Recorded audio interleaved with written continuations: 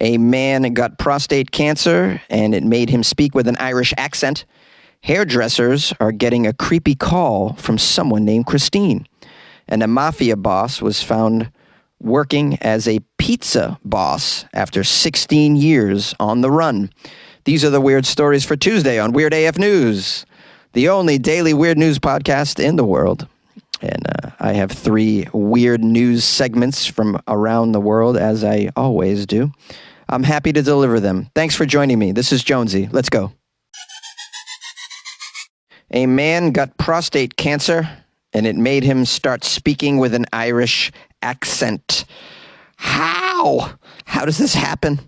A man in the United States developed an uncontrollable Irish accent in the first known case of prostate cancer causing what is known as foreign accent syndrome. I've covered foreign accent syndrome.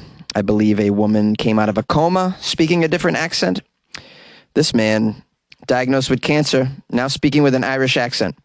The unnamed man in his 50s went to the doctor after he noticed the pattern of his speech change. Well, that's a very weird thing to go to your doctor with. So how you feeling, Rick?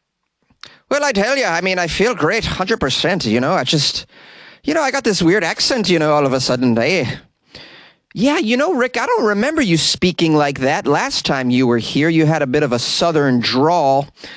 Yes, I know. I had a southern drawl my whole life. I don't know what this is, I've also been dancing on top of bars, you're doing that stiff dance with your upper body stiff and you kick out your legs, Some sort of jig I've been doing. Can't control it, really.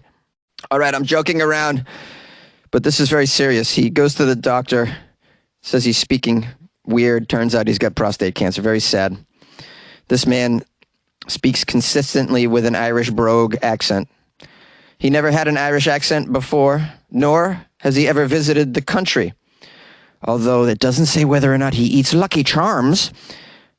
It does say he has Irish relatives and friends. The man also lost some weight, but didn't initially have symptoms from the cancer. He was diagnosed with the most common type of prostate cancer known as adenocarcinoma. Did I say that correctly? Adenocarcinoma.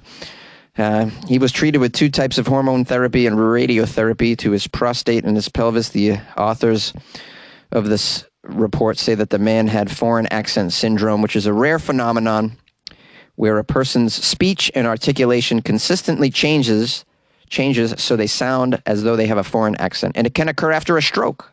But in this case, it was caused by paraneoplastic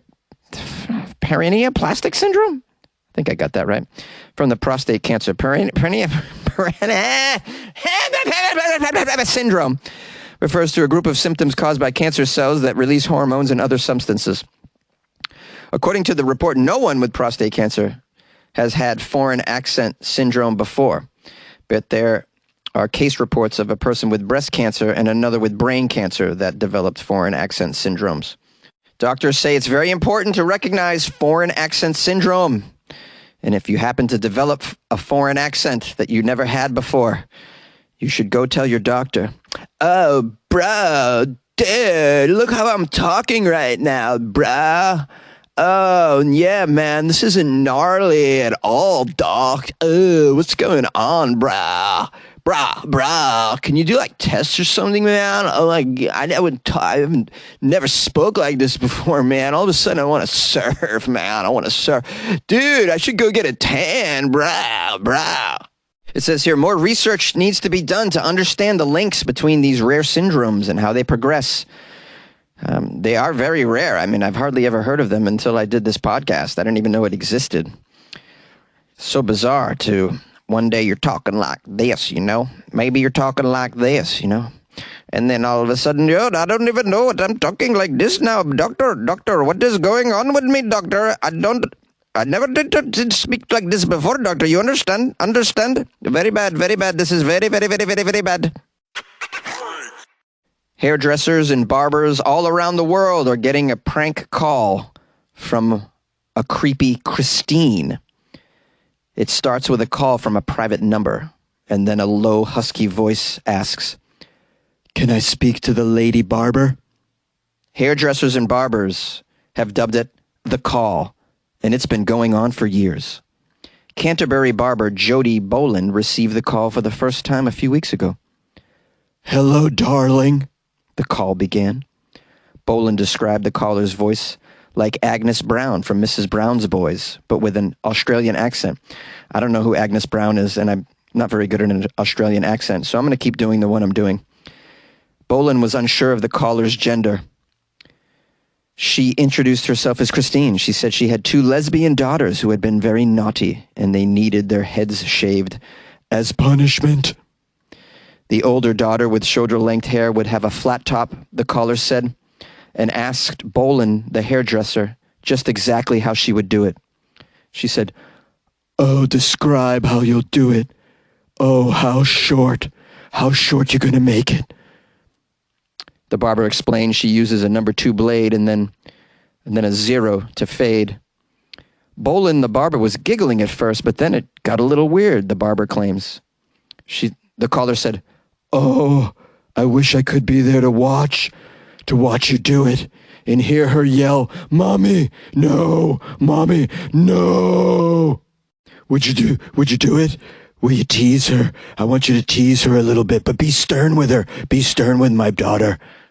By this point, the barber was creeped out and very concerned that maybe these children were real. She booked the daughters in for the following Tuesday haircut, according to the call and request. She took what she thought was Christine's number for the appointment, but when she tried to call it back, it was unallocated. She stressed about it all weekend. If it was real, it sounded like some child abuse might be going on. She was not comfortable doing this cut either. Tuesday came around and the caller and their daughters did not show up. She said she had never been so relieved. She told another hairdresser about her experience the following week. That hairdresser said, "Oh my God, I got that same call." On a hairdresser's Facebook page for New Zealand, Boland found 4 hairdressers and barbers around the country had been getting this call for many, many years. One stylist named Steph Hack, who used to work at Who's Ya Barber in Hamilton, got the call every other week. Christine called her about 6 to 10 times total, and it was an experience much the same as Boland's. Christine would call and ask for a lady hairdresser. It was the same every time. She wants to bring her teenage daughters in for a fade because they've been naughty and they needed to be taught a lesson. The caller would spend an unusual amount of time describing what they wanted for their daughters, then would ask them to describe how they would cut the hair. One hairdresser says it was very creepy. It made her wonder what is happening in this person's life that they're doing this. Another hairdresser named Laura had the call about 3 times a year for 7 years at her salon in Hawke's Bay. She says her experience was a little bit different. Christine would call and ask about booking themselves and their mother in for a perm. He or she said they wanted to look like the Queen Mother. Christine would ask for details on the prices of the perms, the stylist availability, and step-by-step details of the perm process. The hairdresser says, "It was quite creepy, but I didn't think it was sexual. I just thought it was a lonely person. In the end, I would just say, if you want an appointment, you need to pay a deposit, and then Christine would hang up." The hairdresser posted about the prank calls on the Facebook page and was shocked to see the responses of salons and barbershops all around that had the same call. Some were even in Australia. Now we have Nathan Gaunt, a psychologist who specializes in dealing with people with sexual problems and sexual offending problems. Nathan says the phone calls are very concerning. They're deviant. "It seems they're trying to get material for some sort of deviant fantasy. Sounds to me like these calls are about fooling people, getting them to be complicit in something they did not understand. There's also the power aspect. Can I be deviant and get around somebody's defenses and make them do something that I find arousing? Arousing." Nathan describes the behavior as being like a slot machine. Well, you pull the lever 10 times, you might get a prize. So it becomes a game. It becomes compelling, which can become addictive and even compulsive. It's sort of like a fetish. Nathan, the professional psychologist, advises people to shut the call down and don't go along with it. "It might appear harmless or victimless, but I think it is quite harmful. I encourage hairdressers to report the calls to the police, actually.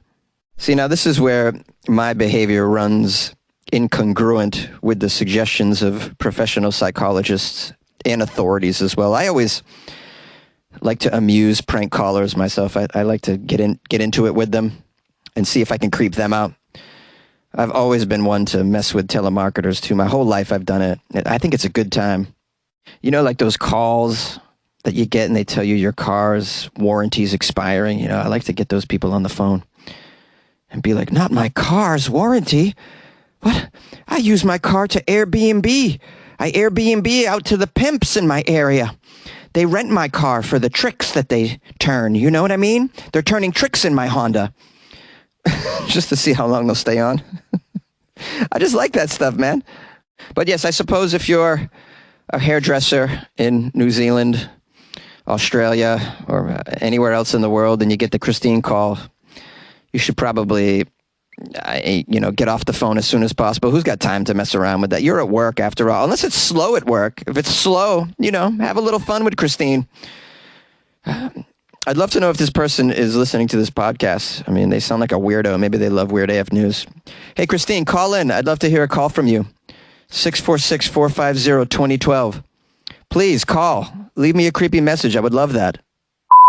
If you're looking for some weird news, talk to me. Din, din, din, din, din, din, din, din, din, din. Come with your part in your hand.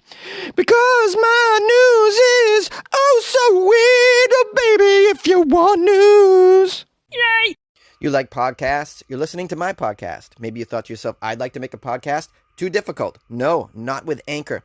Anchor has free creation tools that allow you to record and edit your podcast from your phone or your computer. Anchor distributes your podcast to Apple, Spotify, Stitcher, and more. They have advertising integration, so you can even make a little money off your podcast. Everything you need to make a podcast in one place. Download the free Anchor app or go to anchor.fm to get started. And good luck with your podcast. Good luck with your creation. Good luck with your life, man. A convicted Mafia killer was nabbed after 16 years on the run making pizzas. He was caught making pizzas.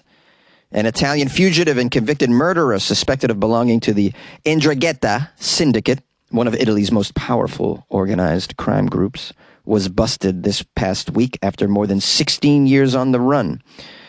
He spent years on the run, many of which he was working at a pizza place in France, according to the international police agencies that caught him. His name is Edgardo Greco, age 63. He's a fugitive of the Italian state. He was arrested Thursday in the city of Saint-Étienne after coordinated efforts by the Italian and French authorities.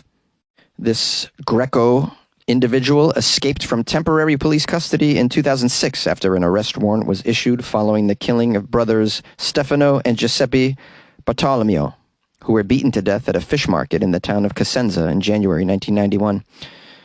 Allegedly a member of the Pernaprano gang, this Italian outlaw was untraceable for many years, during which time he took residence in the town near Lyon, France, where he eventually opened his own pizza parlor. Operating under the alias Paolo Demetrio, the Pizza Man, Greco was featured in a local newspaper in 2021 advertising his restaurant's authentic Italian pizza. Well, that was your first mistake, buddy. I mean, the whole point of being a fugitive is to be as inconspicuous as possible, to go what's called under the radar, sir. You're a mafia fugitive. You should know this. This is like Fugitive 101, under the radar, bro.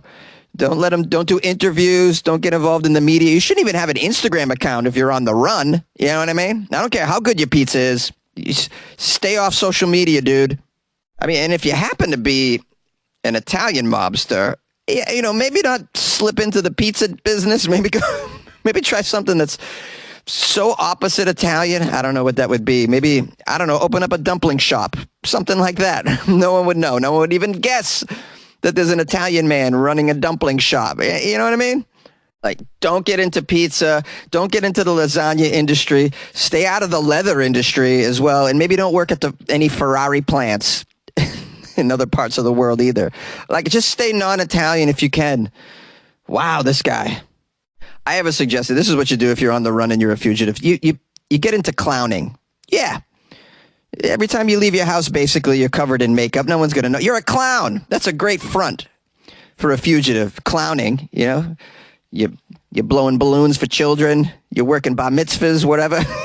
You're just like a clown. It's a great one. You're welcome. That's for free. Now, let's learn something. It says here, considered Italy's most extensive and powerful mafia group, the 'Ndrangheta Syndicate, based in the southern Calabria region, is believed to have operations on every continent in the world, with strong ties to the cocaine trade between South America and Europe. I'm not sure I'm saying it correctly. 'Ndrangheta. It starts with an N and then a D follows an N. I don't know why people are putting D's right next to N's. Maybe the N is silent. 'Ndrangheta Syndicate. Maybe the D silent. Maybe it's 'Ndrangheta Syndicate. I don't know. Maybe somebody knows. You want to educate me?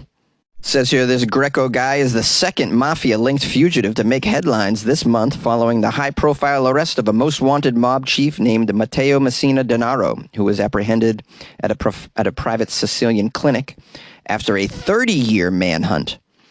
We have a quote here from Interpol's Secretary General, who says, no matter how hard fugitives try to slip into a quiet life abroad, they cannot evade justice forever.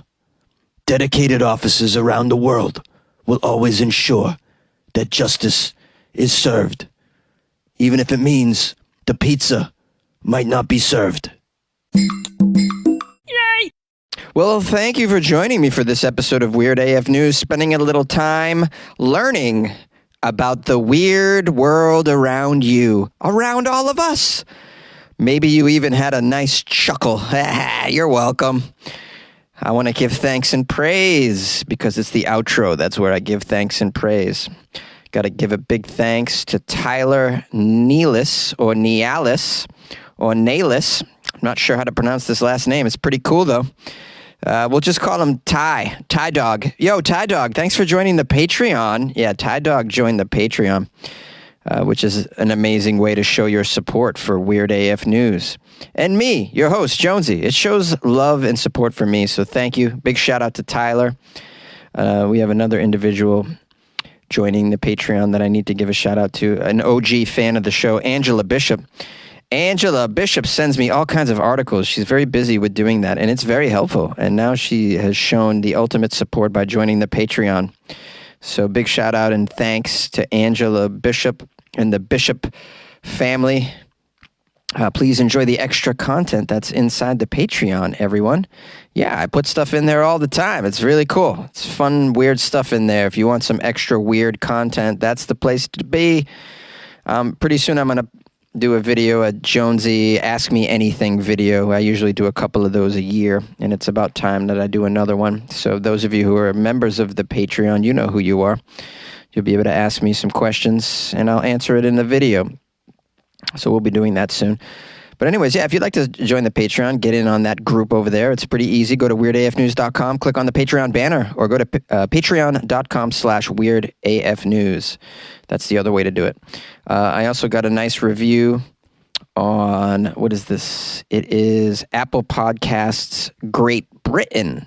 So this came up, I got some listeners across the pond, as they say, who probably think my podcast is brilliant. Anyways, they gave me 5 stars. The username is Azwaros via Apple Podcasts Great Britain. The title is Weird Delights. It's so Britain of you to use the word delights. Ooh, weird, tasty delights.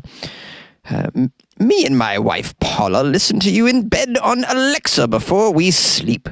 I go to sleep with a smile, not falling asleep during the show. Would love to hear news from Wales. Keep it coming, Jonesy. We love you. From George and Paula. George and Paula. Oh, fabulous people that live, I assume, in Wales. Well, I'm going to have to come visit you in Wales. How about that? I'll do better than just covering weird news from Wales. I'll come and visit you in Wales. Oh, I'd love to go to Wales. What's it like? It's got to be amazing. I'll have some fish and chips. I love fish and chips. Oh, my God. I love fish and chips and beer. I think I'm going to enjoy Wales. Anyways, big shout out. A lot of love coming from across the pond from George and Paula. Thanks, guys. I hope you continue to be listeners late into your late into your life. Okay, so listen, I got to get going. This was a doozy. This is a good one. If you want to reach me, it's funnyjones@gmail.com. The phone number is 646-450-2012. If you want to leave me a review, that doesn't cost you much, but a little bit of your time, that would be helpful. I'll read it on the show. Do a screenshot and send it to me via email. That makes it easier for me. I won't have to go digging around for it. But I appreciate such activities. All right, guys, take care, have fun, and good luck with your life, man.